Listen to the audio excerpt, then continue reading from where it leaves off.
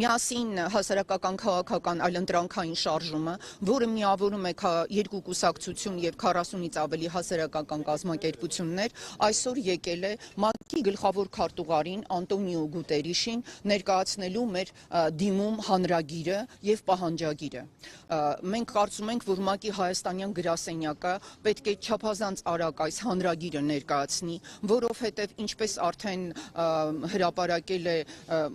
Լուիս Օկամպո Մորենոն, բայց աղբյուրների հիման վրա իր հետաքննությունը, այս թվականի փետրվարին ՄԱԿ-ի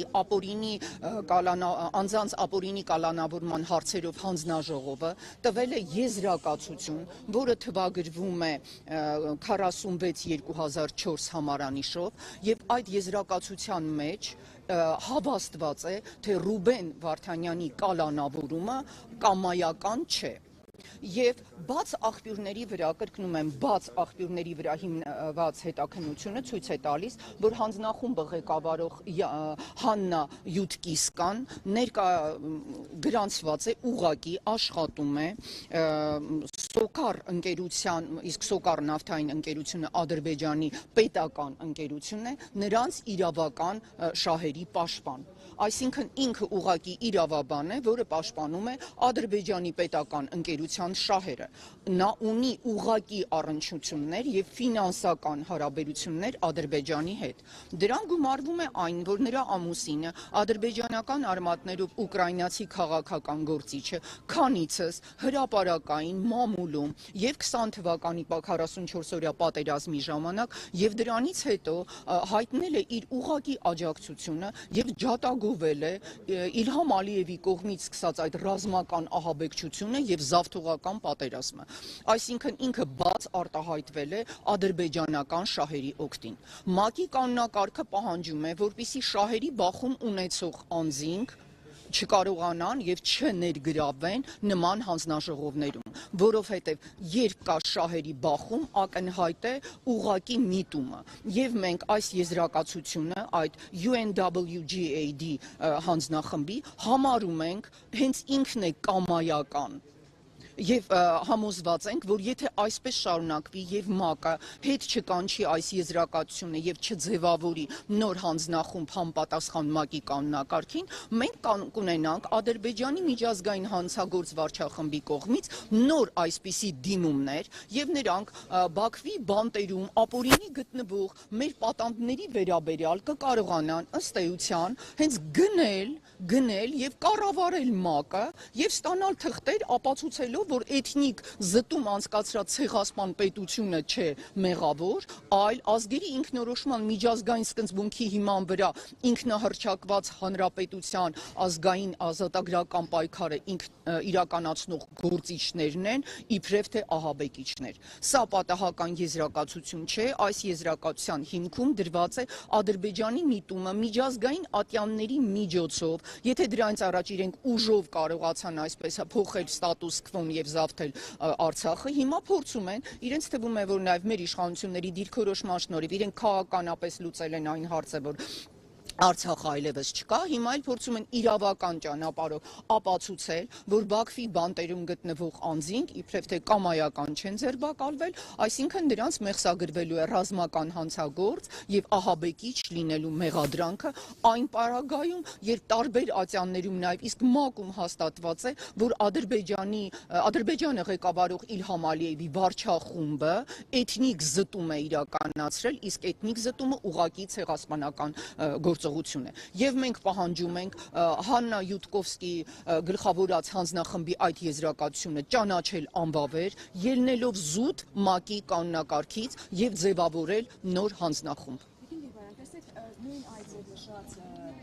գործընթացի հետևում պետություն է կանգնել, Ադրբեջան պետությունն է կանգնել պետական քաղաքականությամբ։ Հիմա եթե մեր դիրքորոշման հետևում միայն հասարակական եւ քաղաքական շարժումներն են, բայց ոչ պետությունը, մենք ինչ կարող ենք շահել, մենք ինչ արդյունքի կարող ենք հասնել։ Դուք շատ ցավալի հարց եք տալիս, որովհետեւ առաջինը այս եզրակացության հետ կապված պետք է արձագանքեր Հայաստանի Հանրապետությունը։ Երբ Հայաստանի Հանրապետություն ասելով ես նկատի ունեմ մեր գործադիր իշխանությունը, ամբողջ կառավարությունը, արտգործնախարարությունը, ՄԱԿ-ի հայաստանյան ներկայացուցիչը, արդարադատության ազատության նախարարը եւ նաեւ մարդու իրավունքների պաշտպանը, որովհետեւ Բաքվի բանտերում գտնվող բոլոր մարդիկ Հայաստանի Հանրապետության քաղաքացիներն են։ Մեր պետության առաջնային նպատակը պետք է լիներ պաշտպանել իր քաղաքացիների շահերը ակնհայտ ապօրինությունից։ Մենք ինչ ենք տեսնում Իսրայելի եւ մյուս պետությունների օրինակով, նրանք յուրաքանչյուր քաղաքացու համար դիմում են ամեն միջոցի։ Այո, պետք է արձանագրենք, որ մեր պետությունը լռում է եւ այս խնդիրների բարձրաձայնումը իր վրա վերցրել է փաստորեն Լուիս Մորենո Օկամպոն։ Դրանից հետո ես կարծում եմ մենք չունենք այլ ընտրանք, եթե պետությունը լռում է, մենք իրենց ուղարկել ենք նաեւ համապատասխան փաստաթղթեր եւ մեր բողոքը եւ կարծում եմ հենց այս հանրային ելույթներն են, որ հեռարձակվում են, ցույց են տալիս, որ Հայաստանի Հանրապետությունում իշխանությունը գրաված քաղաքական ուժը, քաղաքացիական պայմանագիրը ոչ միայն չի կատարում իր սահմանադրական պարտքը պաշտպանել Հայաստանի Հանրապետության սահմանները, քաղաքացիների անվտանգությունը ու շահերը, այլև լռում է ելնելով տարբեր դրդապատճառներից։ Նրանք խոսում են վախի մասին, պատերազմի եւ նրանք կարծում են, որ չպաշտպանելով Հայաստանի Հանրապետության քաղաքացու անվտանգությունն ու շահը բերում են իբրև թե խաղաղություն։ Այս մեր բողոքը նաեւ հենց այդ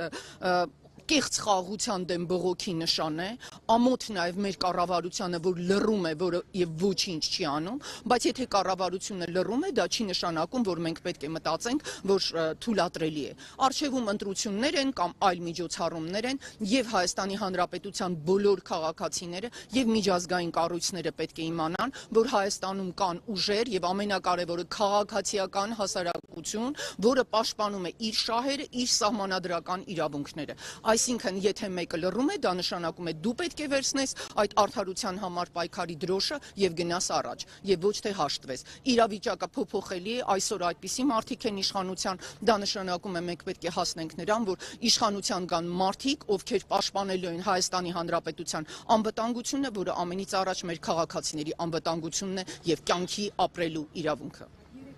Մենք հնարավորություն ունենք շարժ շեֆում բարձրացնելու, այսինքն Իլյանա Ստաշինյանի ասում, եւ մինչեւ հիմա իրենք զուգահեռներ համեմատություններ կարող ենք տանել մեր գերիների եւ իսրայելական գերիների միջեւ, մենք այլևս չենք կարող դա տանել, որովհետեւ այդ պատանների գերիները ազատվեցին, իսկ նրանք մնացին։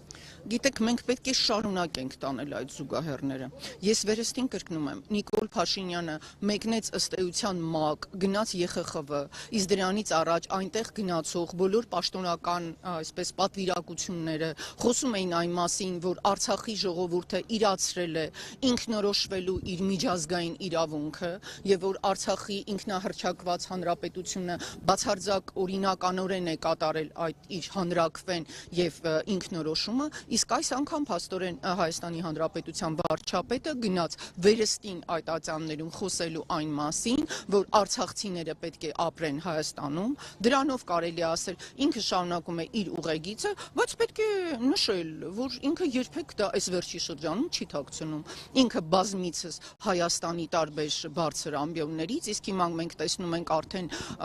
գրեթե մեկ ամիս է Հայաստանի Հանրապետությունում այսպես պահերով է գտնվում եւ գնում է տարբեր միջազգային ատյաններ,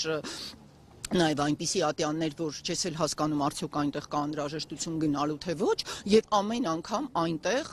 պաշտպանում է ըստ էության ադրբեջանական տեսակետը։ Դա իր դիրքորոշումն է։ Կարծում եմ ինքը ասել է, որ իրենք գնում են 26 թվականին հերթական այսպես խորհրդարանական ընտրություններին, ինքը գնում է դրանով, որ պաշտպանելու են Ադրբեջանի այդ տեսակետը, որ փաստորեն ազգերի ինքնորոշման միջազգային սկզբունք իր համոզմամբ գոյություն չունի։ Այո, ինքը առ ոչինչ է դա հայտարարել եւ դա իրենց քաղաքական թիմի դիրքորոշումն է։ Լավ է, որ հիմա այլևս չեն ասում, որ Արցախը Հայաստան է եւ վերջ եւ 21 թվականի ընտրություններին, եթե այդ ծրագիրը կարդում եք, այնտեղ իրենք պատրաստ էին լինել Արցախի ժողովրդի անվտանգության երաշխավորը, Հայաստանի Հանրապետության սահմանների երաշխավորը, խոսում էին անջատում հանուն փրկության ծրագրի մասին, իսկ հիմա երևի այս ընտրություններին կգնան հենց այս ծրագրով, որ Ադրբեջանի կամքը դա սրբություն է, Ադրբեջանի կամքը դա խաղաղություն է։ Նրանք կարծում են Ես կարծում եմ ինչպես մենք ունենք առերևույթ այսօր հիմնավոր փաստեր, որ Հաննա Յուդկիվսկան վերցրել է Ադրբեջանից փող եւ ՄԱԿ-ին ներկայացրել է այսպիսի փաստաթուղթ։ Մենք պետք է քայլ առ քայլ մեր հասարակության հետ գործ ունենանք, այս խնդիրը նաեւ եւ հայաստանյան, իհարկե այս պարագայում նաեւ վերհայաստանյան խնդիր է եւ ցույց տանք, որ այն քաղաքական ուժը, որ հրաժարվում է Հայաստանի Հանրապետության քաղաքացու անվտանգությունից, դե դուք կհիշեք, չէ, իրենք եկան եւ ընդունեցին քաղաքացու օր։ Այդպես էր էլի, փաստորեն պարզվեց միայն այդ օրը իրենք կարող են հիշել Հայաստանի Հանրապետության քաղաքացուն, իսկ մնացած օրերին իրենք թույլ են տալիս, որ Հայաստանի Հանրապետության քաղաքացուն խոշտանգեն Ադրբեջանի բանտերում միայն այն բանի համար, որ ինքը իրացրել է միջազգայինորեն ճանաչված ազգերի ինքնորոշման սկզբունքը եւ ուզեցել է փրկվել ցեղասպանությունից։